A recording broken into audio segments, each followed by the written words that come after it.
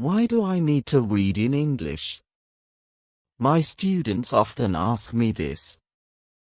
They think, I go to classes, I do my homework, I watch films in English.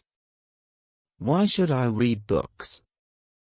Actually, reading is the best way to improve your English. I will tell you why. First, reading is very important now. In 2006, only 1 in 100 people went to university. Now, 7 in 100 people go to university. All jobs need more reading and writing than 100 years ago. This is true for everyone. It doesn't matter if you're an office worker or a mechanic.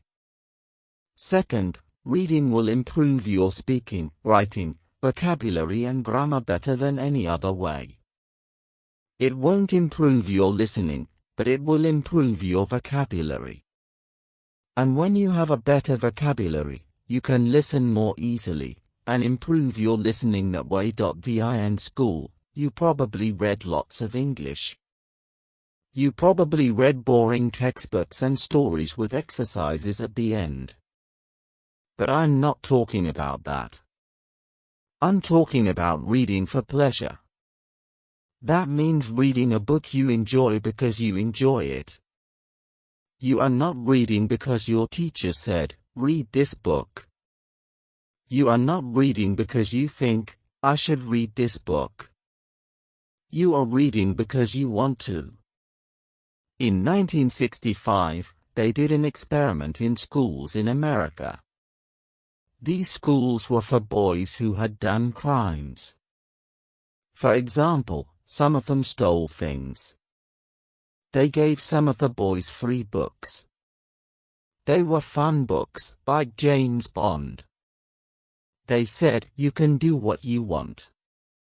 You don't have to read the books. But the boys did read the books. They read a lot of books. Some boys read a book every 2 days. After 2 years, they gave the students a test. The students who got the books got better at reading and writing, and they liked school more. The students who did not get the books did not get better at reading and writing. Actually, some of them got worse. This isn't just true for native speakers. They also did an experiment on students learning English in the Fiji Islands. They used 3 ways to teach. The first way was normal English teaching. They did grammar classes, exercises, and so on. The second way was reading in silence. The students read books in class. The third way was reading together. The teacher read books to the students. After 1 year, the 2 ways with reading were the best. They were much better than the students who did normal English classes. They did the experiment again in Singapore. There, the students who read in silence did very well. They did the best in grammar tests. Other students did grammar classes, but they did worse in grammar tests. In normal classes, we try to remember grammar and vocabulary. When we read, we learn them naturally. Maybe you're thinking, when I read in English, it's too hard. I have to use the dictionary all the time. It's boring. I can't do it. I understand. So I wrote this book. I think this book will make you like reading. Because the stories are easy and fun. The early stories are short and easy, and the later stories are longer and harder. When you finish the book, you will think, wow, I did it. I make a podcast called Easy Stories in English. 9 of the stories in this book I wrote for Easy Stories in English. One of the stories I wrote for this book. But when I made this book, I made the stories better. Now you can read the stories at beginner, pre-intermediate, intermediate, or advanced levels. The stories are all fairy tales. Some are very popular fairy tales, but some are not so popular. One of them I wrote myself. Maybe you're thinking, fairy tales? Fairy tales are for children. I need useful vocabulary. I need to learn about business and science. That can't be fun. Actually, the vocabulary in these stories will be useful. McQuillan did an experiment where he looked at vocabulary in 22 novels. 85% of the words were on academic word lists. These are lists of words that you need to know to study at university. Rolls and Rogers also did an experiment. They said, if students read 1 million words of science fiction, will they learn important science words for studying at university? The answer was yes. So yes, fairy tales are useful for you, too. But I understand if you still don't believe me. When I learned about all this, I found it hard to believe, too. But I like to try new things, and I love learning languages. So in 2017, I decided to do an experiment. I had wanted to learn Spanish for a long time, but I didn't learn much in normal classes. I said, I will read 1 million words in Spanish. Afterwards, I will see what my level is. 1 million words is about 20 novels, so it was a lot of work. I started with very easy reading, like this book. Then I decided to take my reading to the next level. I started reading translations of books that I was already familiar with in English. This was a great way to improve my Spanish skills, while still enjoying stories I loved. For instance, I had already read the Harry Potter series in English, so I decided to read it again in Spanish. It was amazing to see how much more I could understand and appreciate the story in another language. I could focus on the plot and characters without struggling to comprehend the language. Similarly, I had devoured the Game of Thrones books in English, so I read them again in Spanish. It was like experiencing the magic of Westeros all over again. But this time with a new level of understanding and appreciation. By reading translations of familiar books, I could build my confidence and fluency in Spanish, and it was a lot of fun. Finally, I felt ready to take the next step. I started reading new books in Spanish, authors I hadn't read before. I discovered the wonderful world of Latin American literature. And it was a game changer. I fell in love with the writings of Isabel Allende, Luis Jorge Borges, and Manuel Puig, among others. These authors opened my eyes to new perspectives, cultures, and ways of thinking. I was fascinated by their unique styles, their use of language, and the stories they told. Isabel Allende's historical fiction swept me away to another era. Luis Jorge Borges' philosophical short stories made me think deeply about life. Manuel Puig's poignant novels touched my heart. Reading these authors in Spanish was a revelation. I felt like I was experiencing their works in a more authentic way, without the filter of translation. I was immersed in the language, the culture, and the stories. It was an incredible feeling, like a whole new world had opened up to me. I was grateful for the journey that had brought me to this point, and I knew that I would continue to read and explore in Spanish for years to come. In addition to reading, I also enjoyed listening to podcasts. However, I didn't just stop at listening. I took it a step further by reading the transcripts of the podcasts as well. This helped me to improve my reading skills and also allowed me to add new words to my goal. As I continued to read and listen, I started to feel more confident in my language skills. And then, something amazing happened. I finally reached my goal of reading 1 million words. It was an incredible feeling, knowing that I had accomplished something so significant. But I didn't stop there.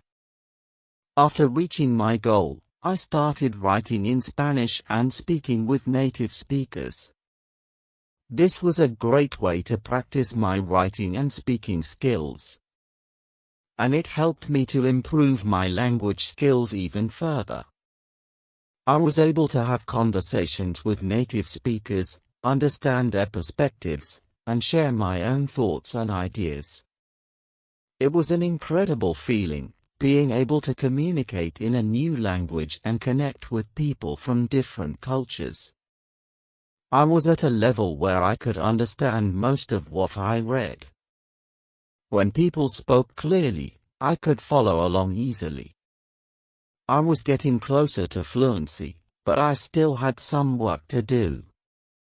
I could read books and understand almost everything. But sometimes I had to look up a word or two. When people spoke slowly and clearly, I could understand them just fine. But if they spoke too fast or used complicated words, I might get lost. I had reached a point in my language journey where I could understand most of what I read. Whether it was a book, article, or even a conversation, I could follow along easily as long as people spoke clearly. I was making great progress and getting closer to fluency, but I still had some work to do. Reading books was becoming easier, and I could understand almost everything.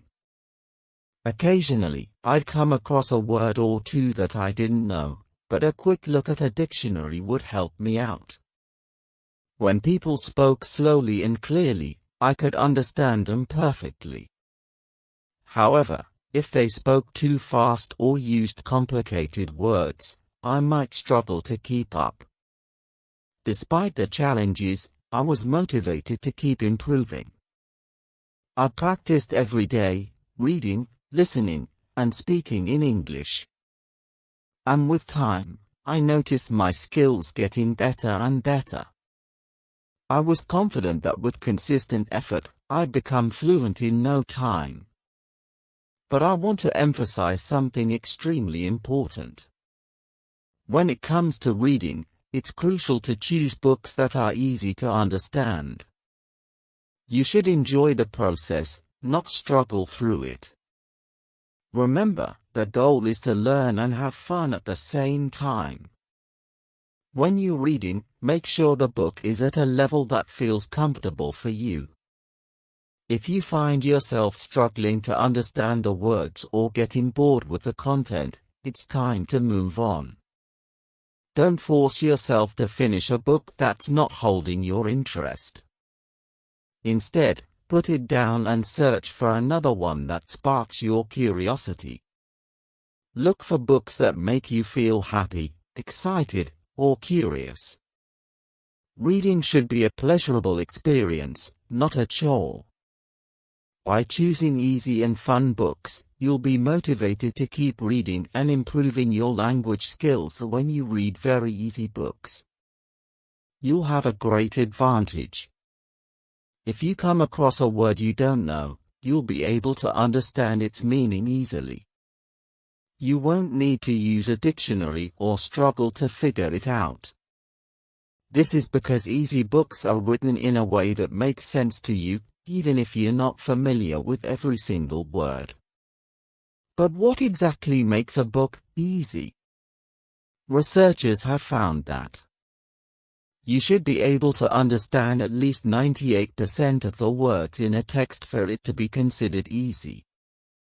That might seem like a high percentage, but it's important to remember that. Learning a language should be enjoyable, not frustrating. When you read easy books, you'll build your confidence and improve your language skills without even realizing it. You won't have to worry about feeling overwhelmed or stuck. Instead, you'll be able to relax and enjoy the story, learning new words and phrases along the way. So, don't be afraid to start with something easy. Your language skills will thank you. Let me show you an example to make this clearer. Imagine you're reading a text where 10% of the words are made up, like flirged, pimped, porfa, tondling, and vinky. This means you should be able to understand the other 90% of the words easily. The text says, Jerry flirged out of bed and opened the curtains. He bimped to himself as he made breakfast. He made coffee and put butter on his porfa. Even though you don't know what flirged, bimped, and porfa mean, you can still understand a general idea of what Jerry is doing. Suddenly, someone calls his phone, and he picks it up. He's very surprised by who is on the phone, and his vinky falls on the floor. You might be wondering what a vinky is, but you can guess that it's something that can fall. This example shows that even when you don't know every word, you can still understand the main idea of a text. And that's what matters most, understanding the story, not every single word. Let's compare two texts to see which one is easier to read. The first text had 10% made-up words, while the second text has only 2% made-up words. That means you should understand 98% of the words in the second text. The second text says, Jerry jumped out of bed and opened the curtains. He sang to himself as he made breakfast. He made coffee and put butter on his toast. Someone called his phone, and he picked it up. He was very surprised by who was calling, so his vinky fell on the floor. Reading this text is much more enjoyable than the first one, right? Even though you might not know what vinky means, you can still follow the story easily. That's the magic of reading for pleasure. You don't need to understand every single word to enjoy the story. You can just keep reading and guess what the unknown words mean based on the context. Reading for pleasure is great because it allows you to learn new words and phrases naturally, without feeling overwhelmed or needing to use a dictionary. You can just relax and enjoy the story, understanding enough to follow along. That's why it's so important to choose books that are fun and easy to read. If you find this book too challenging, don't worry. Just put it down and pick up something easier. And if you're finding it boring, well, that's not fun at all. Move on to something more enjoyable. Everyone has different tastes, and that's okay. The important thing is to find a book that's right for you. When we're having fun, we learn so much more. That's why I wanted to make this book an enjoyable experience for you. I deliberately left out exercises, because I don't think they're the best use of your time. Instead, I want you to keep reading and exploring new stories. If you finish this book, you can move on to the next level. And because you'll already be familiar with the stories, you'll find it easier to understand. So, keep reading, and most importantly, have fun. But who knows, maybe after finishing this book, you'll discover a passion for stories. I truly hope so. If you do want to read more, I have some exciting news for you. I create a new story every week, with both audio and text. On my podcast called Easy Stories in English. There are already over 100 episodes waiting for you to enjoy. I'd love for you to continue learning and improving your English skills while having fun. So, feel free to tune into my podcast and explore more stories. Happy reading and happy learning. I was at a level where I could understand most of what I read. When people spoke clearly, I could follow along easily. I was getting closer to fluency, but I still had some work to do. I could read books and understand almost everything, but sometimes I had to look up a word or two. When people spoke slowly and clearly, I could understand them just fine. But if they spoke too fast or used complicated words, I might get lost.